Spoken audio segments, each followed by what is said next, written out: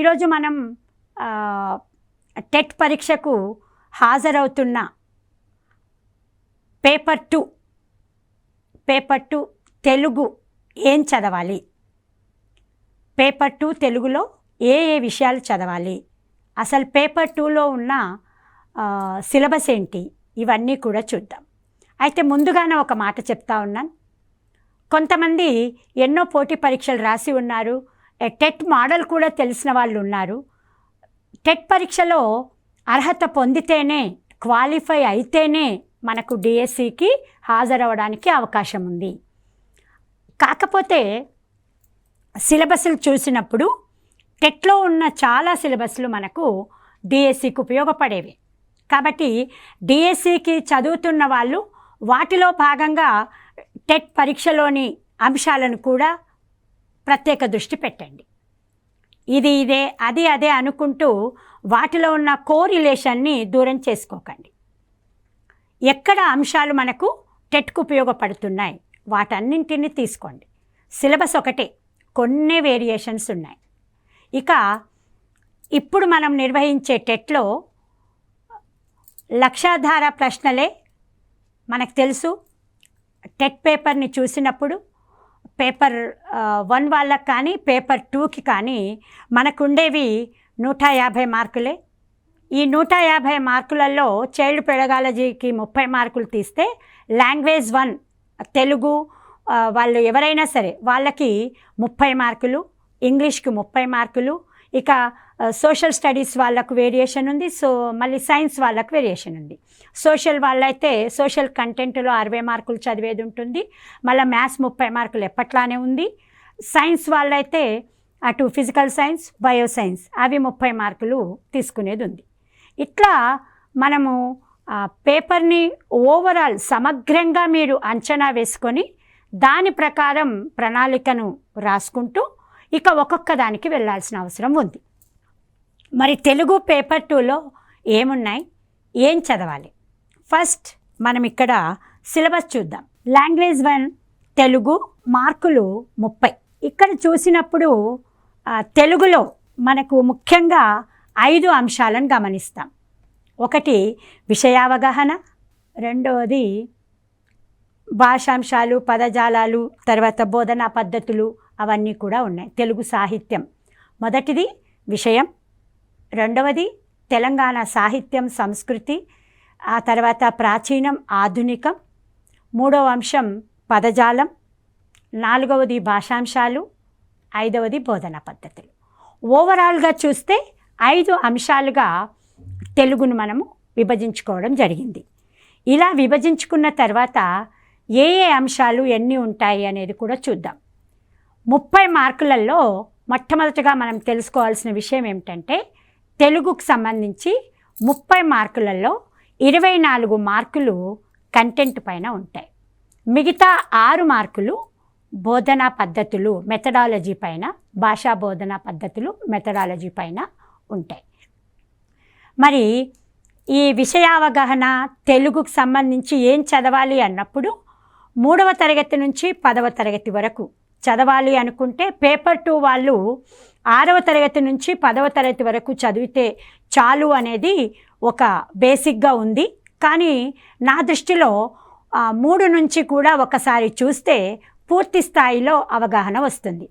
Paper 1 వాళ్ళు ఎలాగూ చదువుతారు, మీరు కూడా ఒక్కసారి ఒక రోజు కేటాయించండి చాలు. పేపర్ 1వ తరగతి నుంచి 5వ తరగతి వరకు ఏ కవులు ఉన్నారు, అక్కడ ఎలాంటి ప్రక్రియలు తీసుకున్నారు, అక్కడ బేసిక్స్ కూడా ఇస్తూ ఉంటారు కదా. అంటే విరామ చిహ్నాలు అంటే ఏంటి, సందులు అంటే ఏమిటి, అక్కడ బేసిక్స్ మొదలై 6వ తరగతి నుంచి మనకు ఎక్కువ స్థాయిలో వెళ్తూ ఉంటాయి. కాబట్టి ఇక్కడ ప్రైమరీకి కొంత టైంనిచ్చి అప్పర్ ప్రైమరీ నుండి 2nd లెవెల్ వరకు పూర్తి స్థాయిలో తెలుగు పాఠ్య పుస్తకాలను చదవాల్సిన అవసరం ఉంది. ఈ తెలుగు అనగానే ఎక్కడికి వెళ్ళాలి, ఎక్కడెక్కడ పుస్తకాలు తేవాలి, ఇదంతా గాబరా పడకండి. మనకు తెలిసి ఇప్పటి వరకు వచ్చిన పాఠ్య పుస్తకాలలో నుంచి ప్రశ్నలు మాత్రమే టెట్లో వచ్చాయి, కొన్ని మాత్రము లేటెస్ట్ వెర్షన్స్ కొన్ని యాడ్ అవుతూ ఉంటాయి. ఇక తెలుగులో సిలబస్ని చూసినప్పుడు పేపర్ 2 గురించి మనం చదువుకుంటున్నాం. ఇప్పుడు పేపర్ 2లో మొట్టమొదటిది విషయం. ఈ విషయంలో 2 రకాలుగా మనం చూస్తాం. పఠనావగాహన, పద్యం గద్యం ఆధారంగా. ఈ పఠనావగాహన అనేది మనం చదివిన వాట్లల్లో రావచ్చు, చదవని వాట్లలో. అంటే ఇక్కడ అపరిచిత పద్యము, అపరిచిత గద్యం అంటాం. ఈ అపరిచిత పద్యము, అపరిచిత గద్యం అనడంలో ఉద్దేశం ఏమిటంటే అది పాఠ్యపుస్తకంలో పాఠంలాగా చదవకుంటారు. కానీ మీరు ఏ పుస్తకంలోనో అక్కడ సృజనాత్మకత అంశాలలోనో నేర్చుకుందామనే అంశాలలో ఇంకా కొన్ని మనము లైబ్రరీ పరంగా చాలా చదువుతుంటాం కదా, ఎక్కడో ఒక చోట ఇవి మనకు ఎదురవుతూ ఉంటాయి. పఠనావగాహనలో పద్యం గద్యం ఆధారంగా ప్రశ్నలు ఇవ్వబడతాయి. ఈ పద్యము గద్యం ఆధారంగా ఇచ్చినప్పుడు ఒక సందర్భంలో పద్యానికి 4 మార్కులు, గద్యానికి 4 మార్కులు అని చూపించడం జరిగింది. కొన్ని సందర్భాల్లో 5 మార్కులు, 5 మార్కులు, 10 మార్కులు. ఇక మోడల్ పేపర్స్ని కూడా మనం గతంలో జరిగిన పేపర్లను చూసినప్పుడు కూడా మొట్టమొదటనే పద్యం ఇచ్చిన చోట గద్యం ఇవ్వలేదు, గద్యం ఇచ్చిన చోట పద్యం ఇవ్వలేదు. కొన్ని సందర్భాలలో పద్యము గద్యము అంటే ఇవి అపరిచిత పద్యము, అపరిచిత గద్యము 2 కూడా ఇవ్వడం జరిగింది. ఇవి చదివినప్పుడు వీటిపైన నిజంగా సంతోషకరమైన విషయం ఏమిటంటే తెలుగు చదివిన వాళ్ళు ఉండరు. అది ఎందుకులే అని అనుకుంటూ కూడా ఎన్నో చదివేస్తారు. అవి మనకు కాస్త అవగాహన ఉంటే చాలు, రీడింగ్ కాంప్రహెన్షన్ అంటాం. ఇవి పఠనావగాహన అంటే అంతే, మనం ఏం చదువుతున్నామో ఆ ముందల ఉన్న దాంట్లో నుంచే ప్రశ్నలు అడగడం జరుగుతుంది. ఈ 4 ప్రశ్నలున్నా 5 ప్రశ్నలున్నా 1-2 ప్రశ్నలు విషయాన్ని అవగాహన పొందావా లేదా డైరెక్ట్గా చెప్పడం, మన జ్ఞానాన్ని ప్రశ్నిస్తే, ఇక మిగతాయి మాత్రము అవగాహనను, తర్వాత ఉపయోగాన్ని, వినిమయ సామర్థ్యాన్ని కూడా ప్రశ్నిస్తాయి. అందుకే చదవగానే వెంటనే దానిపైన ఏదో ఆన్సర్ని సెలెక్ట్ చేసుకోకుండా 2వసారి కూడా చదువుతూ వాటిని మనము జవాబులను సెలెక్ట్ చేసుకోవాల్సిన అవసరం ఉంది. ఇక్కడ ఇంకొకటి ఏమిటంటే ఈ 30 మార్కులు కూడా లక్ష్యాధార ప్రశ్నలే కదా. లక్ష్యాధారం అన్నప్పుడు అందులో 4 జవాబులు ఉంటాయి. వాటి నుంచి మనం ఒకటి సెలెక్ట్ చేసుకోవాల్సిన అవసరం ఉంది. ఈ రకంగా అపరిచిత పద్యము లేదా అపరిచిత గద్యము మన చదివిన విషయాలలోకి వెళ్ళి వస్తూ ఉంటాయి. ముఖ్యంగా మనం అనుకున్నాం పాఠ్యాంశాలు, పాఠ్య పుస్తకాలను మనం బాగా చదవాల్సిన అవసరము. ఇక మనకు చదివే అవగాహన ఉంటుంది. ఇవి అపరిచితాలు కాబట్టి టెక్స్ట్ బుక్లో ఉన్నవే రావాలని లేదు. మళ్ళీ ఒకసారి గమనించుకోండి, ఇవి టెక్స్ట్ బుక్లో ఉన్నవి కావు, కానీ ఎక్కడో ఒక చోట మనం చదివినవి ఉంటాయి. అవి పత్రికలలో చదవచ్చు, ప్రత్యేక సంచికలలో చదవచ్చు, మనం సృజనాత్మకతలో చదవచ్చు, ఇంకెక్కడో చదవచ్చు. ఏం చదవకున్న ఒక విషయాన్ని అవగాహన చేసుకున్న వ్యక్తి తన ముందు ఉన్న ఇంకొక విషయాన్ని కూడా అవగాహన చేసుకుంటాడు. మన భాషా సామర్థ్యాలలో నేర్పేది అదే కదా. భాషా వినియోగంలో కూడా ఉండాలి. అక్కడ ఏదైనా కొత్త అంశం వచ్చినప్పుడు అవగాహన చేసుకోవాలి. ఇది గద్యము పద్యము. ఇక 2వది ముఖ్యమైన విషయం ఇక్కడ మనం గమనించాల్సింది ఏమిటంటే తెలంగాణ సాహిత్యం సంస్కృతి. ఎన్నో పోరాటాల ఫలితమే తెలంగాణ రాష్ట్రం. ఇక్కడ పోరాటం అనేది కేవలం హక్కుల కోసమే జరగలేదు, సాహిత్యం కోసం కూడా జరిగింది. మనకంటూ ఒక ప్రత్యేక స్థానం ఉంది. మన భాషకు, మన మాటకు, మన సాహిత్యానికి ఒక ప్రత్యేకత ఉంది అని చెప్పుకోవడంలో కూడా తెలంగాణ రాష్ట్ర సాధన చేశాం. అందుకే ఇక్కడ 2వ అంశాన్ని తెలంగాణ సాహిత్యము సంస్కృతి అని చెప్పేటప్పుడు అటు ప్రాచీనము ఇటు ఆధునికం 2 అంశాలను కూడా కలబోసి చెప్పారు. ఇవే కాకుండా ఇంకా ఇతర కవులు, వాళ్ళ రచయితలు కూడా ఇందులో కొంత ప్రశ్నించడం జరుగుతుంది. అయితే తెలంగాణ సాహిత్యము సంస్కృతి ఎక్కడి నుంచి చదవాలి? 2014లో మన రాష్ట్ర సాధన తర్వాత 2015లో పాఠ్యపుస్తకాలను రూపొందించడం జరిగింది.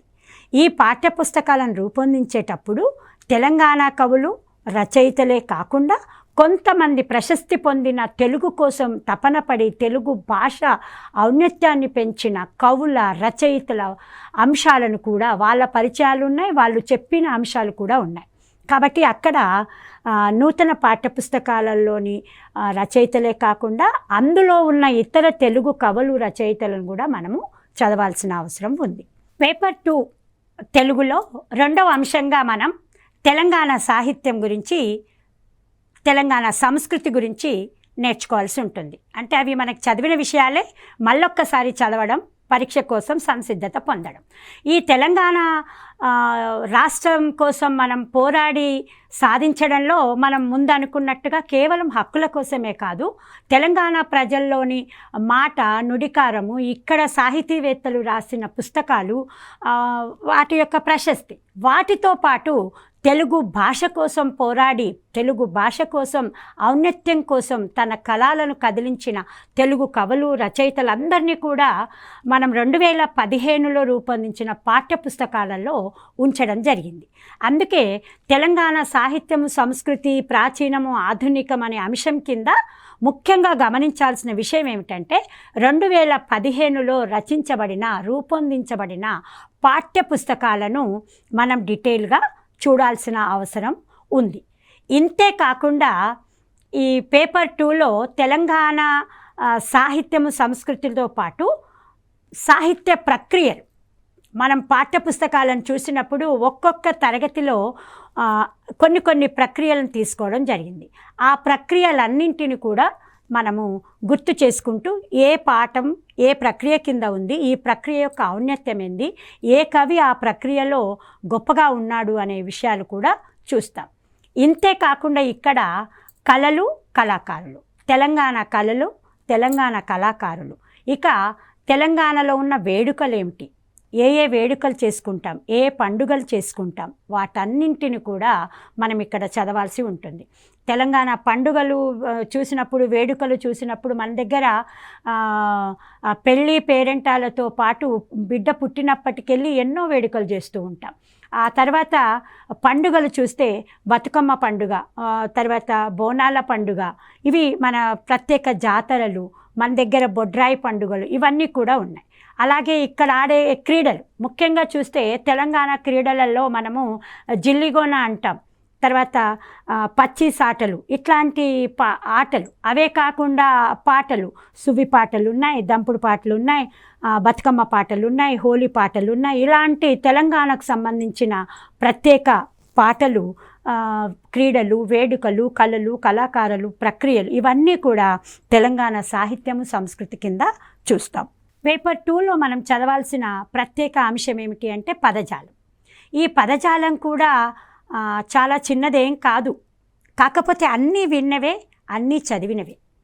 పదజాలంలో మనం తెలంగాణలో చూస్తే తెలంగాణ పదజాలం ప్రత్యేకంగా ఉంటుంది.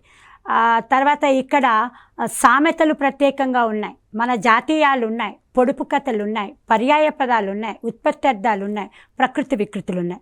వీటన్నింటిని కూడా నేను ఇవి అయిపోయిన తర్వాత మీకు మళ్ళొకసారి చెప్తాను.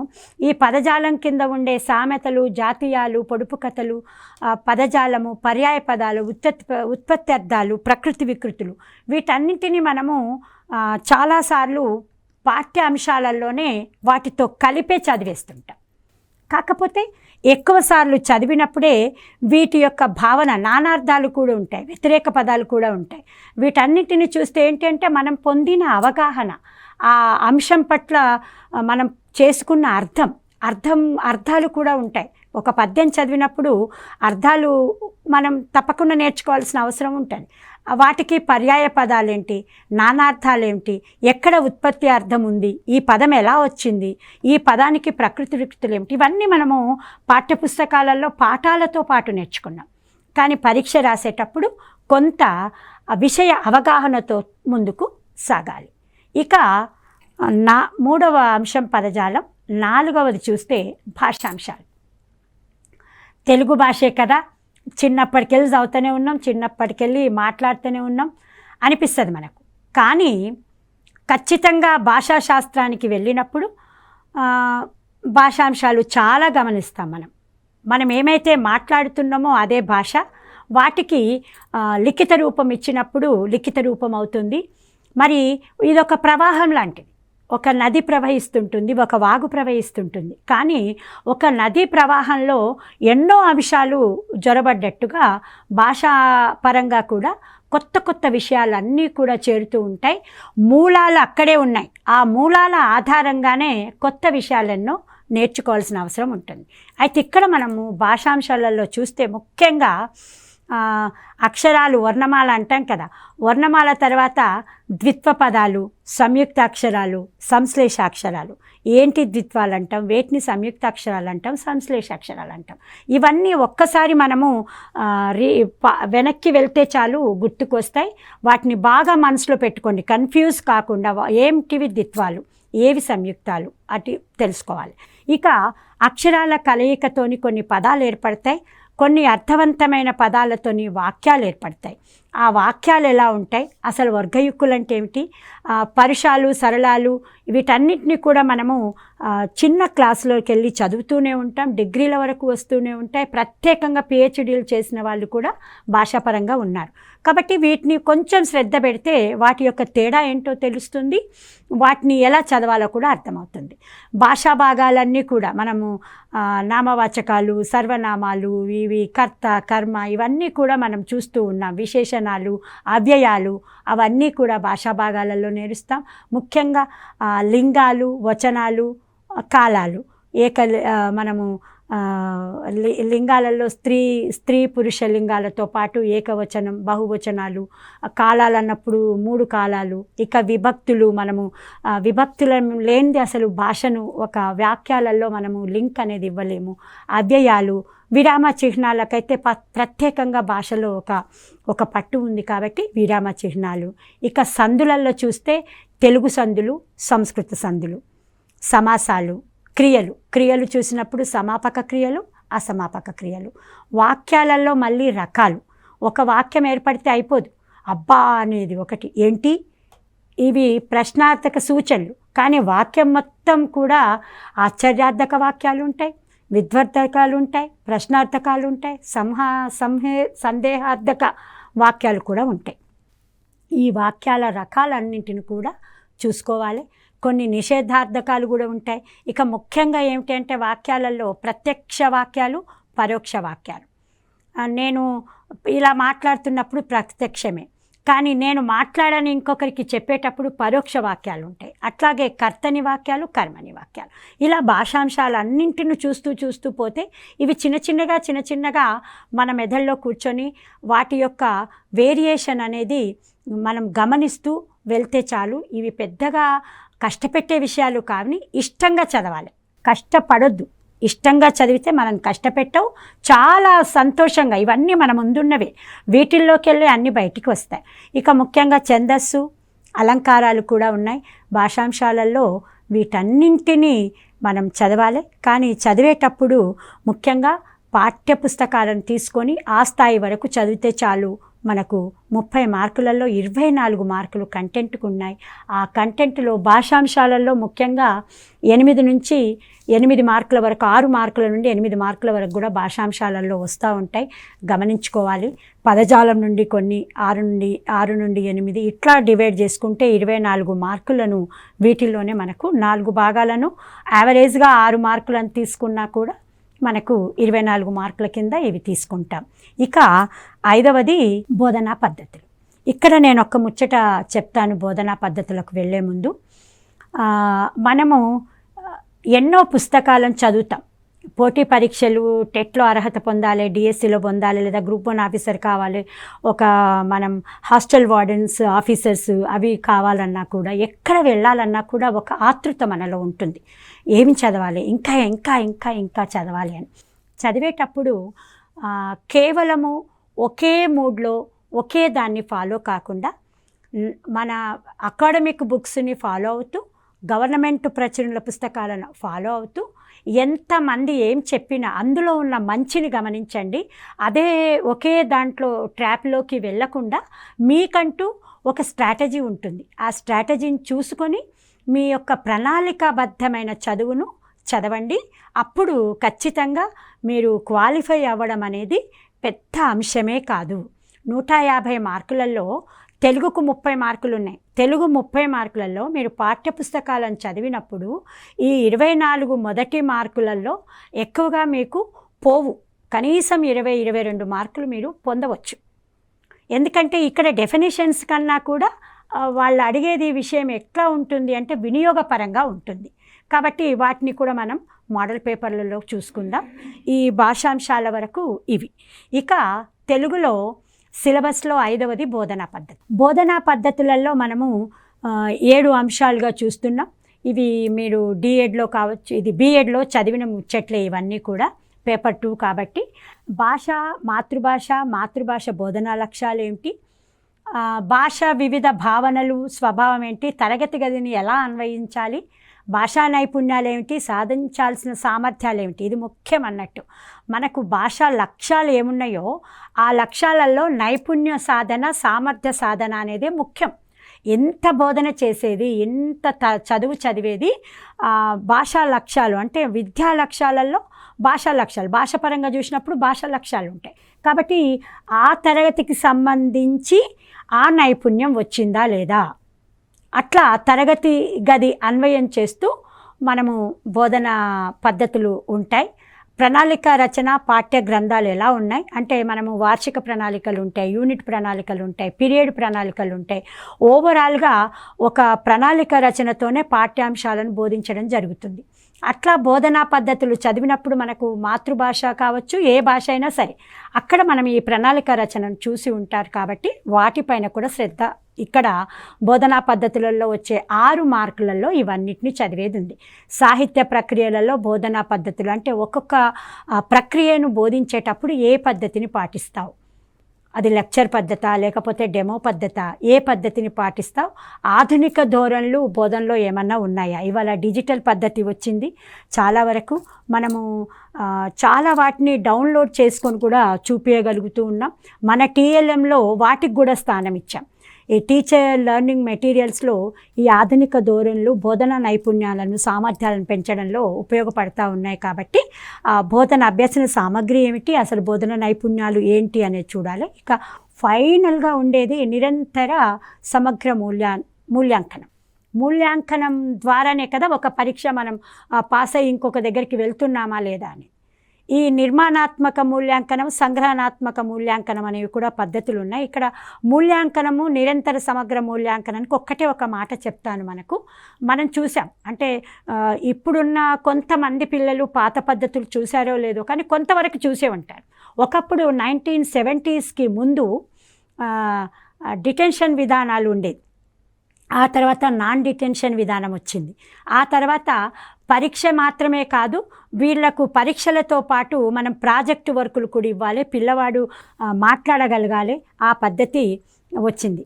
ఇలా బోధనా పద్ధతులు ఇవన్నీ చూసాం. ఇక వీటిలో నుంచి మనకు 6 మార్కులు పొందుతాం.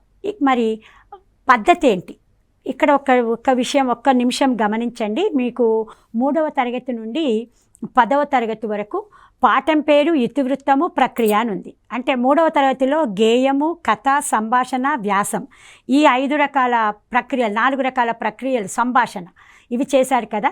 మనము 6వ తరగతికి వెళ్ళినప్పుడు ప్రక్రియను చూస్తే అక్కడ గేయాలు, కథ, ఖండకావ్యము, లేఖ, యాత్రారచన, శతకం, కావ్యం, స్వగతం ఇవి ఉన్నాయి. ఇట్లా 10వ తరగతి వరకు కూడా గమనిస్తే ఒక్కొక్క దాంట్లో మనకు ప్రక్రియ, ఇతిహాస ప్రక్రియ, యాత్రారచన ప్రక్రియ, ద్విపద ప్రక్రియ, శతక ప్రక్రియ ఇవన్నీ కూడా ఉన్నాయి.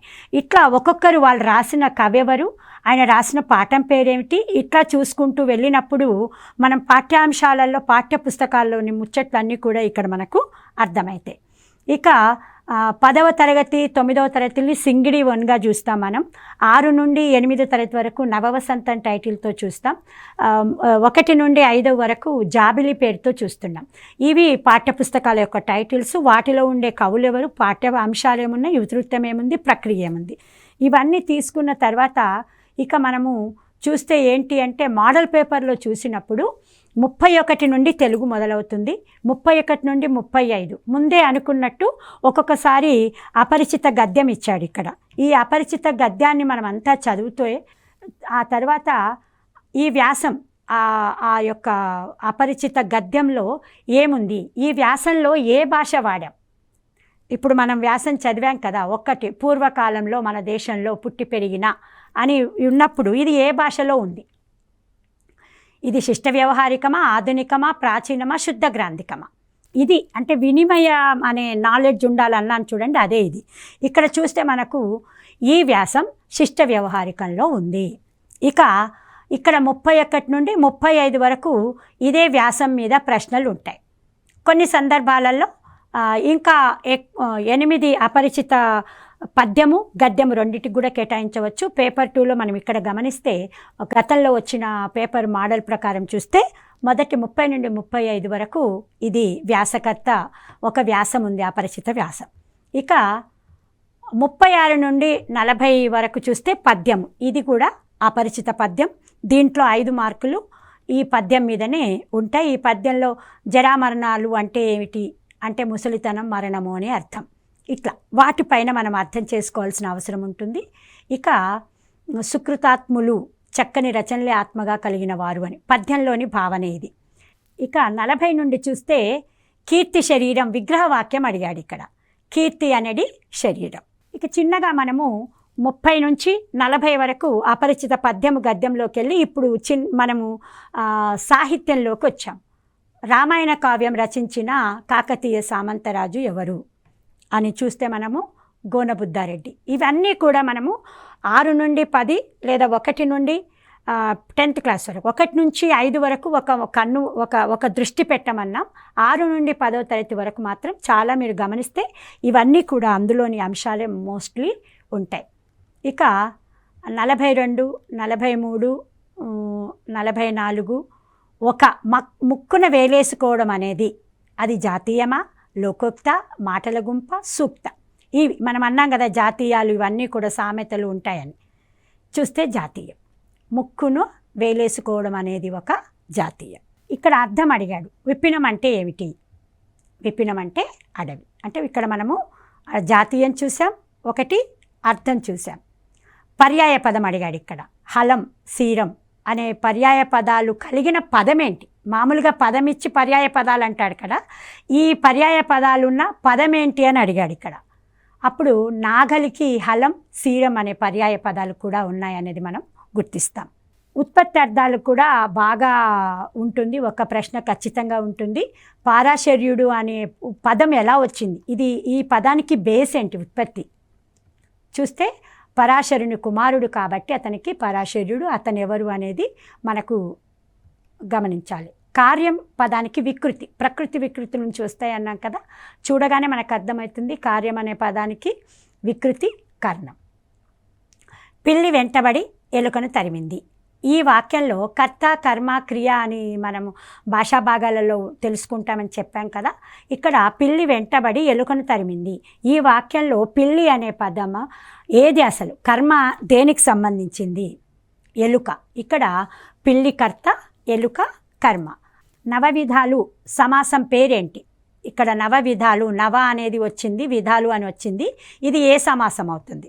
సమాసానికి నేర్చుకునేటప్పుడు ఉదాహరణలతో నేర్చుకోవాలి. ద్విగు సమాసం. ఒక సంఖ్య చెప్పినప్పుడు ద్విగువుగా చెప్తాం మనం. మండే ఎండ నిప్పుల కొలిమ అన్నట్లుంది. ఇందులో అలంకారాలు నిజంగా చాలా అద్భుతంగా సాహిత్యానికి అందాన్ని ఇస్తాయి. మనకు అది గమనింపు ఉంటే మనలో సాహిత్య ప్రక్రియ కూడా, ప్రకర్ష కూడా పెరుగుతుంది. మండే ఎండ నిప్పుల కొలిమిలాగా ఉంది, పోలిక చెప్పాం. ఇది ఉత్ప్రేక్షాలంకారం.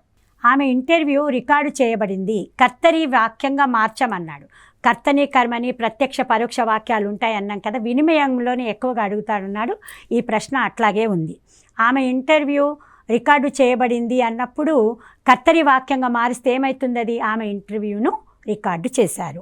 వజ్రములకు గోల్కొండ పుట్టినిల్లే కదా, ఈ వాక్యము ఆధునికల్లాగా మారవాలి. మార్చినప్పుడు వజ్రాలకు గోల్కొండ పుట్టిన ఇల్లు, గోల్కొండే వజ్రములకు పుట్టినిల్లు, గోల్కొండే వజ్రములకు పుట్టిల్లే కదా, వజ్రాలకు గోల్కొండ పుట్టినిల్లే కదా. ఏదవుతుంది? వజ్రములకు గోల్కొండ పుట్టినిల్లే కదా అనే ఒక వాక్యానికి ఆధునిక వచనంలోకి మారిస్తే వజ్రాలకు గోల్కొండ పుట్టినిల్లే కదా. ఇది ఇలా మనకు 54 పదవి భాగం సెలవిచ్చి, సెలవు ప్లస్ ఇచ్చి, దీని అర్థం రైట్. ఈ భాషా ప్రభావానికి అత్యధికంగా లోనైందట. తెలుగు భాష ఏ భాషా ప్రభావానికి లోనయ్యింది? భాషాంశాలు చదువుకునేటప్పుడు ఇక్కడి నుంచి చూస్తే సంస్కృత భాషా ప్రభావానికి అత్యధికంగా లోనైంది. పిల్లలు ఏ వయసులో భాషను నేర్చుకోవడానికి సిద్ధంగా ఉంటారు? పుట్టుక నుండే వాళ్ళు సిద్ధంగా ఉంటారు. 30 నుండి 60 మార్కుల వరకు కదా. మనం ఇక్కడ గమనిస్తే 35 నుండి 55 నుంచి చిన్నగా మెథడాలజీలోకి వెళ్ళిపోయాయి. ప్రణాళిక వల్ల బోధన కష్టమవుతుంది, సులభమవుతుంది, సందేహాస్పదం, అస్పష్టం. ఏమవుతుంది చూద్దాం. సులభమవుతుంది. ఏదైనా సరే ప్రణాళిక రచన ఉంటే ఖచ్చితంగా సక్సెస్ అవుతాం మనం. కథాకథన కౌశలం అంటే నైపుణ్యం అంటే ఏమిటి అంటే కథాకథనం చెప్పడం అనేది దేనివల్ల పెరుగుతుంది? నాటకీకరణ, కథాబోధన, ఏకపాత్రాభినయం, వ్యాసరచన. దేనివల్ల? ఒక్క సెకండ్ ఆలోచించండి. ఆన్సర్ కథాబోధన వలన. దృశ్యోపకరణానికి సరి అయిన ఉదాహరణ. మనం బోధన సామగ్రి అని చదివాం కదా, ఇవి 6 మార్కులలో వీటికి కూడా ఒకటి స్థానం ఉంటుంది అనుకున్నాం. ఒక ప్రశ్న అందులోనే ఉంది. దృశ్యోపకరణానికి అంటే చూడడము అనే ఒక ఉపకరణ ఏది? Tape recorder, radio, gramophone, Doordarshan. ఈ పాటికి మీకు అర్థం తెలిసే ఉంటుంది. దూరదర్శన్. 60 పిల్లల ప్రాజెక్టు పనులు ఈ రకమైన మూల్యాంకనంలోనికి వస్తాయి. ప్రాజెక్టు పనులు బాగా ఇస్తున్నాం నిరంతర సమగ్ర మూల్యాంకనంలో భాగంగా. ఇవి మరి ఈ పిల్లల ప్రాజెక్టు దేనిలోకి వస్తుంది? నిర్మాణాత్మకం, సంగ్రహణాత్మకం, సంచిత మూల్యాంకనం, లోప నిర్ధారణ మూల్యాంకనం. నిర్మాణాత్మకం. ఏం చేసినా దానిపైన ముందుకు వెళ్ళాలనే ఒక నిర్మాణాత్మక మూల్యాంకనం ఉండాల్సిన అవసరం ఉంటుంది. ఓకే, మనం పేపర్ 2లో ఈరోజు సమగ్రంగా సిలబస్ని చూసాం, ఒక మోడల్ పేపర్ని కూడా చూసాం. మరొక్కమారు మీ అందరికీ చెప్తున్నాను ఏమిటి అంటే, మనం నోటిఫికేషన్లో పద్ధతులలో ఏమైనా మార్పులు వచ్చినాయి అని తెలిసినప్పుడు మాత్రం మీరు తెలుసుకోండి. ఇంతవరకు వచ్చిన విధానాలు సిలబస్లు ఇవే ఉన్నాయి, మోస్ట్లీ ఇవే ఉంటాయని మనకు తెలుసు. కానీ ఏమైనా మార్పులు ఉంటే మాత్రం మీరు గమనించుకొని ఎప్పటికప్పుడు అప్డేట్ అవుతూ పరీక్షకు సిద్ధపడాలని కోరుకుంటూ ఈ చక్కటి అవకాశాన్ని వినియోగించుకుంటున్న నాకు కూడా సంతోషంగా ఉంది. All the best. అందరూ టెట్లో అర్హత పొందాలి. అర్హత పొందడానికి మనం టెట్ అవగాహనలో చూస్తాం వాటిని. ప్రతి ఒక్కరూ 150 మార్కులలో జనరల్ వాళ్ళకైతే 90 మార్కులకే క్వాలిఫై అవుతారు. బీసీలు అయితే 75 మార్కులు, ఎస్సీ ఎస్టీ పిహెచ్సీలు అయితే 60 మార్కులు. అంటే ఇక్కడ 60%, 50%, 40% అనేది ఇది క్వాలిఫై అయ్యే మార్కులు. అంతకన్నా అత్యధికంగా 150కి 140 ఎబోవ్ వచ్చేటట్టు ప్రయత్నం చేయండి. తెలుగులో అయితే 24 మార్కులు కంటెంట్కు ఉన్నాయి, 6 మార్కులు మెథడాలజీకి ఉన్నాయి. All the best. మంచిగా ప్రిపేర్ అవ్వాలని కోరుకుంటూ ఆల్ ద బెస్ట్.